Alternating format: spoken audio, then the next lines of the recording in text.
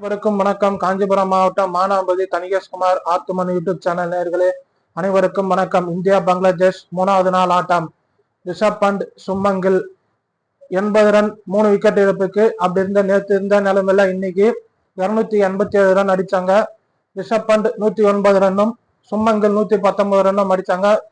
ரிஷப் பண்ட் தனது விக்கெட்டை பறி கொடுத்து அடுத்ததாக KL ராகுல் வந்தாரு, 22 ரன் அடிச்சாரு. அடுத்ததாக இந்திய அணி கேப்டன் டிக்ளேர் செஞ்சு விட்டார், 287 ரன் அடிச்சாங்க.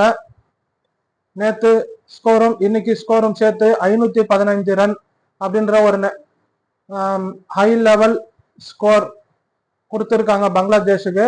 இன்னைக்கு பங்களாதேஷ் அணி 158 ரன்னுக்கு 4 விக்கெட் விழுந்திருக்கு. இதுல பும்ரா 1 விக்கெட்டும் அஸ்வின் 3 விக்கெட்டும் எடுத்தார். ரிஷப் பண்டும் MS தோனியும் 6 செஞ்சுரி அடிச்சிருக்காங்க சென்னை இந்த பிச்சில். தோனிக்கு அடுத்தபடியா ரிஷப் பண்ட் 6 செஞ்சுரி அடிச்சு அவர் கூட அந்த செஞ்சுரியை ஷேர் பண்ணியிருக்கிறாரு. எல்லாரும் இந்த வீடியோவை லைக் பண்ணுங்க, ஷேர் பண்ணுங்க, கமெண்ட் பண்ணுங்க, சப்ஸ்கிரைப் பண்ணுங்க.